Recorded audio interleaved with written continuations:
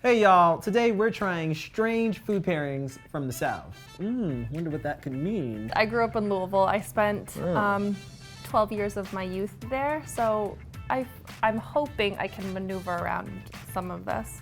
I also grew up in the South.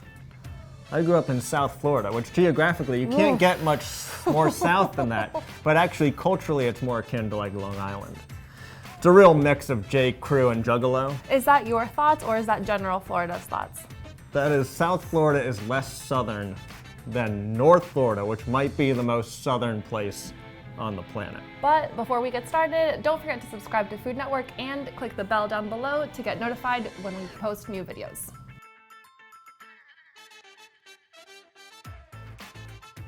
It looks like beets. It looks like beets, but they're not beets. The color here is bright. You know what, Mike? I'm really saddened to say that this is not my first time experiencing what we are about to eat. Quite sugary. It's delicious. Tastes like a sweet food powder or something like that. In my mouth there is currently a Kool-Aid pickled pickle. Let's see what this says about it. Sometimes called Kool-Aid.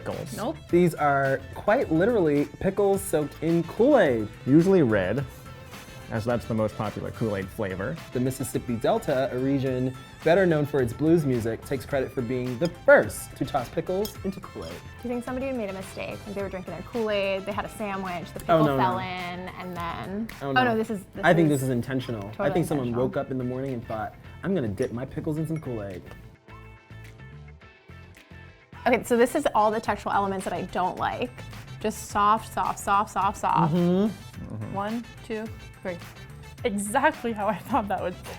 Before I take a bite, I'm gonna actually read what To the figure heck out I'm what's putting in in my it. mouth.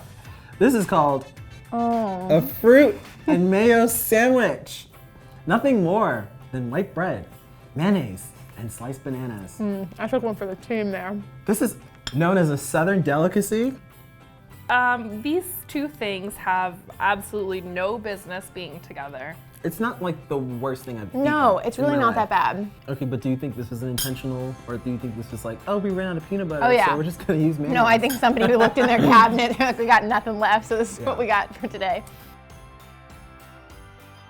I grew up on this. Okay, so you're actually. familiar with this. Totally familiar with So this. what's the story? The peanut soaked in the Coca-Cola. Now, rumor has it that, actually, I don't even know what the rumor is. Do we sip?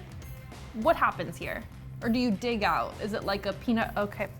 Rumor has it, the combo dates back to the 1920s. Allegedly, farmers had short breaks and also had to be careful eating because everything was covered in dirt. So they tossed some peanuts into a bottle of Coca-Cola so they could drink, eat, and work at the same time. Honestly, I'm glad that we read this before because this makes me kind of respect this combo. That's smart, isn't it? Okay, so you're supposed to drink it.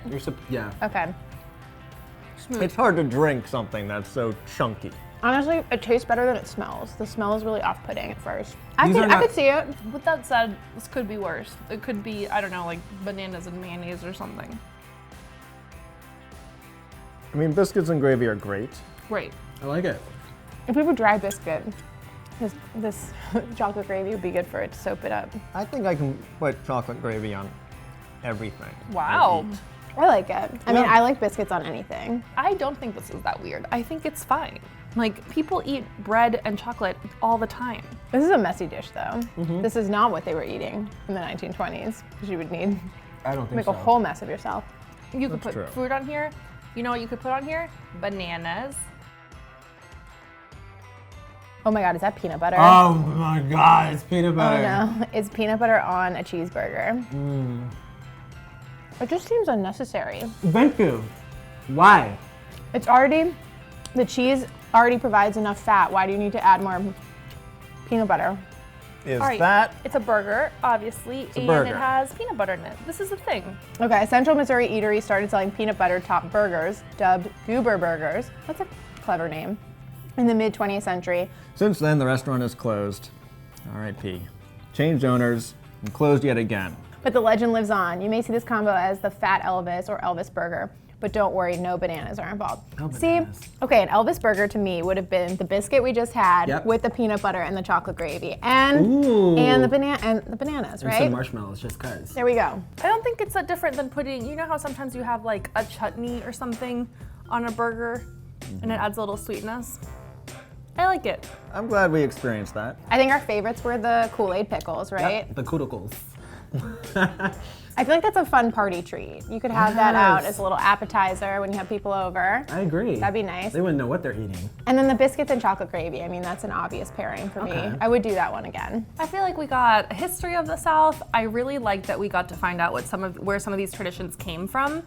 And in others, we made up our own history. Are you from the South? Do you like any of these food pairings? Let us know in the comments below. Thank you guys for watching. We'll see you next time on Taste Test.